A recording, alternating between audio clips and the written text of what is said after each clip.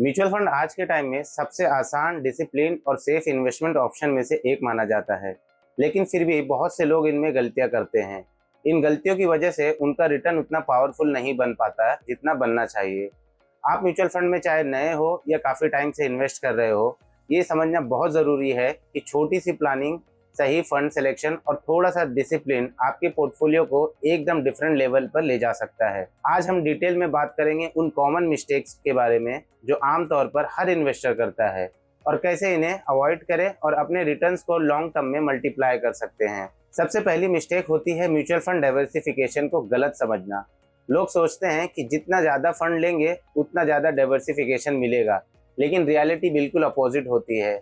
हर mutual fund में 40 से 50 stocks already होते हैं और जब हम एक ही कैटेगरी जैसे लार्ज कैप, मिड कैप या स्मॉल कैप के 4-5 फंड रखते हैं तो इनमें हेवी ओवरलैप्स हो जाता है। आपको लगता है कि आप पोर्टफोलियो को डाइवर्सिफाई कर रहे हो, लेकिन एक्चुअली आप सिर्फ अपने स्टॉक्स को अलग अलग फंड के थ्रू होल्ड कर रहे हो। इससे रिटर्न्स डाइल्यूट होते हैं और पोर्टफोलियो में अननेसेसरी क्लटर आ जाता है। बेस्ट अप्रोच ये होता है कि आप अपना म्यूचुअल फंड पोर्टफोलियो क्लीन रखें। 3 से 4 फंड का कॉम्बिनेशन, जैसे एक लार्ज कैप, एक मिड कैप, एक स्मॉल कैप और एक फ्लेक्सी कैप फंड काफ़ी होता है। ज़्यादा फंड्स लेने से डाइवर्सिफिकेशन नहीं बल्कि कंफ्यूजन और ओवरलैपिंग बढ़ता है। दूसरी सबसे इंपॉर्टेंट चीज़ होती है टैक्स हार्वेस्टिंग को इग्नोर करना। इंडिया में इक्विटी म्यूचुअल फंड पर 1 साल के बाद 1,25,000 रुपये तक का long term capital gain tax free होता है, लेकिन लोग इस रूल का फ़ायदा नहीं उठाते हैं। स्मार्ट इन्वेस्टर क्या करते हैं, जैसे ही उनका म्यूचुअल फंड 1,25,000 से ज़्यादा का प्रॉफिट दिखाता है, वो 1,25,000 प्रॉफिट को बुक कर लेते हैं। फिर वही कैपिटल वापस उसी फंड में री इन्वेस्ट कर देते हैं। इस पूरे प्रोसेस में टैक्स हार्वेस्टिंग हो जाती है। इसका फ़ायदा ये होता है कि आप हर साल टैक्स फ्री गेन लॉक कर लेते हो और इन्वेस्ट करके अपना परचेसिंग प्राइस रीसेट कर लेते हो। फ्यूचर में टैक्स लायबिलिटी एक्यूमुलेट नहीं होती है। ये टेक्निक लॉन्ग टर्म इन्वेस्टमेंट के लिए एक हिडन वेल्थ बूस्टर होती है, बस लोग इसको समझ नहीं पाते हैं या इग्नोर कर देते हैं। तीसरी मिस्टेक होती है इन्वेस्टमेंट पीरियड को कंसीडर ना करना। अक्सर लोग ट्रेंड, हाइप या यूट्यूब रिकमेंडेशन देखकर फंड्स को सिलेक्ट कर लेते हैं, लेकिन म्यूचुअल फंड की कैटेगरी आपका टाइम होराइजन देख कर करना चाहिए। अगर आपका इन्वेस्टमेंट होराइजन 5 साल से ज़्यादा का है तो स्मॉल कैप या एग्रेसिव फंड सही होते हैं, क्योंकि ये लॉन्ग टर्म में हाई ग्रोथ देते हैं, लेकिन शॉर्ट टर्म में वॉलेटाइल रहते हैं, इसलिए पेशेंस ज़रूरी है। अगर इन्वेस्टमेंट पीरियड 3 से 5 साल का है तो लार्ज एंड मिड कैप या फ्लेक्सी कैप फंड परफेक्ट रहते हैं, ग्रोथ भी देते हैं और वॉलेटिलिटी भी कंट्रोल में होती है। अगर इन्वेस्टमेंट होराइजन 3 साल से कम का है तो आपको इक्विटी से दूर ही रहना चाहिए, क्योंकि शॉर्ट टर्म में मार्केट अनप्रेडिक्टेबल होता है। वहाँ आपके लिए डेट म्यूचुअल फंड या बैलेंस फंड बेटर रहते हैं। म्यूचुअल फंड में right fund at the right time he real strategy होती है। चौथी मिस्टेक होती है रेगुलर म्यूचुअल फंड में इन्वेस्ट करके अननेसेसरी कमीशन देना। आज के टाइम पे डायरेक्ट फंड में इन्वेस्ट करना इतना सिंपल हो गया है कि किसी भी ब्रोकर को कमीशन देने की ज़रूरत नहीं होती है। रेगुलर फंड्स में एक्सपेंस रेशो ज़्यादा होता है क्योंकि उसमें डिस्ट्रीब्यूटर का कमीशन इंक्लूडेड होता है। डायरेक्ट फंड में वही पोर्टफोलियो, वही स्टॉक, वही स्ट्रेटजी मिलती है, सिर्फ एक्सपेंस कम होते हैं।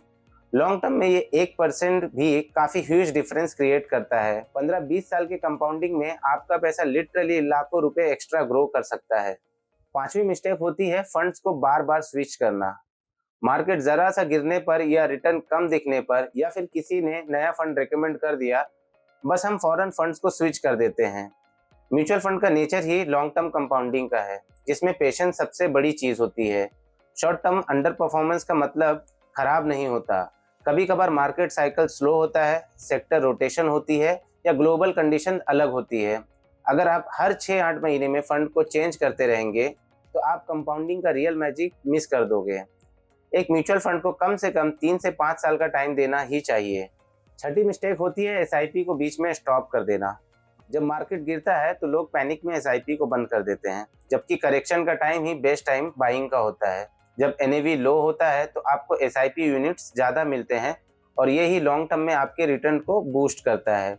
एसआईपी का रियल रिटर्न कभी स्ट्रेट लाइन में नहीं बनता, बल्कि अप्स एंड डाउन्स के थ्रू ही पावरफुल बनता है। लेकिन अगर आप हर बार पैनिक में एसआईपी स्टॉप कर देंगे तो एवरेजिंग का बेनिफिट जीरो हो जाता है। सातवीं मिस्टेक होती है सिर्फ पास्ट रिटर्न देखकर फंड चूज कर लेना। म्यूचुअल फंड की असली क्वालिटी उसके कंसिस्टेंसी में होती है, ना कि 1 साल के फ्लैशी रिटर्न में। हमेशा लॉन्ग टर्म ट्रैक रिकॉर्ड देखो, 5 साल का, 7 साल का या 10 साल का। फंड मैनेजर का एक्सपीरियंस क्या है, एयूएम स्टेबल है या नहीं, रिस्क एडजस्टेड रिटर्न कैसे हैं और फंड किस फिलोसफी पर काम करता है। सिर्फ 1 साल का फंड रिटर्न देखकर फंड को सिलेक्ट कर लेना रिस्की हो सकता है। 8वीं मिस्टेक होती है इमरजेंसी फंड मेंटेन ना करना। बहुत सारे लोग अपना ऑलमोस्ट 100% पैसा इक्विटी फंड्स में डाल देते हैं और जब इमरजेंसी आती है तो उन्हें डाउन मार्केट पर विड्रॉ करना पड़ता है। इक्विटी का नेचर ही लॉन्ग टर्म का होता है, इसलिए 4-6 महीनों का इमरजेंसी फंड हमेशा लिक्विड या शॉर्ट टर्म इंस्ट्रूमेंट में रखना चाहिए। 9वीं मिस्टेक होती है गोल बेस्ड इन्वेस्टिंग ना करना।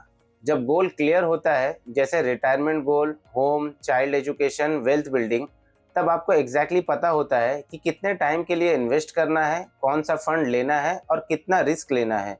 गोल बेस्ड अप्रोच इन्वेस्टिंग को डायरेक्शन देती है, डिसिप्लिन बनाए रखती है और इमोशनल डिसीजन को कंट्रोल करती है। आखिर में इन सब मिस्टेक्स का एक सिंपल समरी ये है कि म्यूचुअल फंड सिंपल होते हैं लेकिन गलत प्लानिंग से कॉम्प्लेक्स लगते हैं।